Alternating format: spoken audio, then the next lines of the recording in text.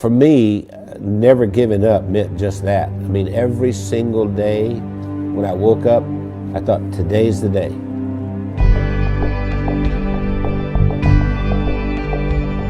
I was the second son in a sharecropper's family, and a sharecropper means that you don't own anything. I mean, you work for someone else who was the landowner. We had practically nothing. Everything was hand-me-downs from someone else. I didn't have shoes, and to this day my toes are all grown under because I didn't have shoes. I remember I had this encounter with my mother, and I said, you know, tell me you love me, and she didn't do it. And so I went down and I sat on this creek bank, and I thought, you know what?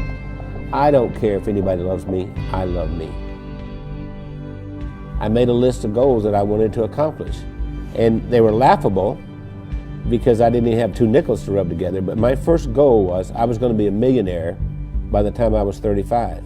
Number 2, I was going to have food to eat because we were always hungry. I mean, my little brother and I used to make mud pies to stop the hunger pains, and I was going to travel all over the world. Those were my goals.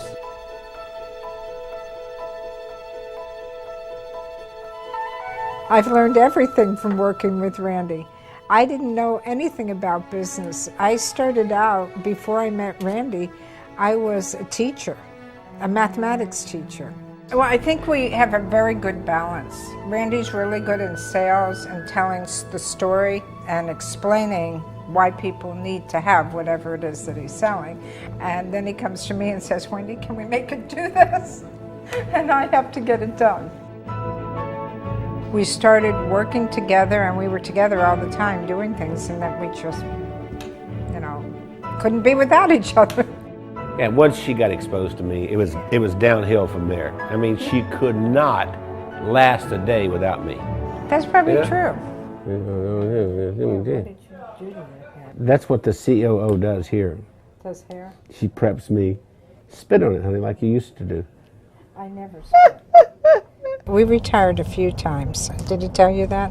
We've tried retirement 3 times, but we never figured out exactly how to do it because we've worked all of our lives. We took a year and we traveled around the world.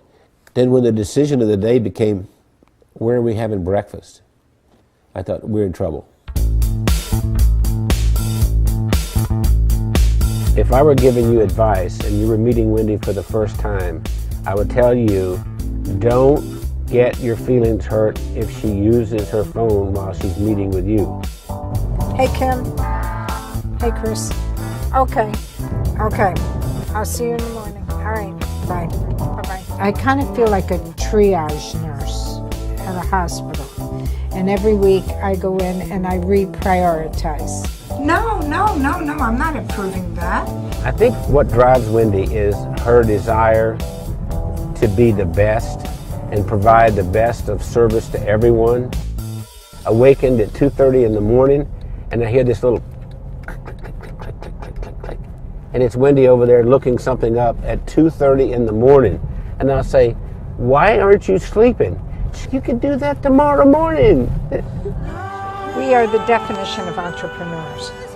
And we don't like doing one thing at a time. We have to do a lot of things at the same time. It's not just Randy and Wendy doing all this work. The whole team, every single one of us works round the clock. Hey, gorgeous. Listen, Bernice has been with us for what, 5, 6 years?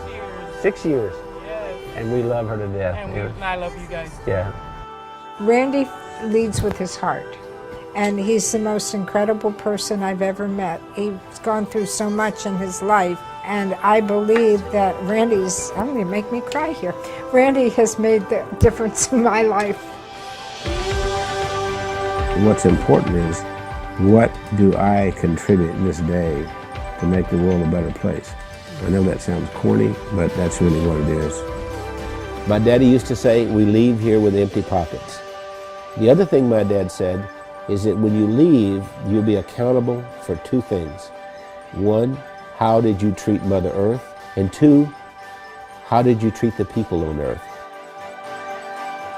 I feel that I have found joy and that I've given joy, and I think there's a lot more joy that we can give.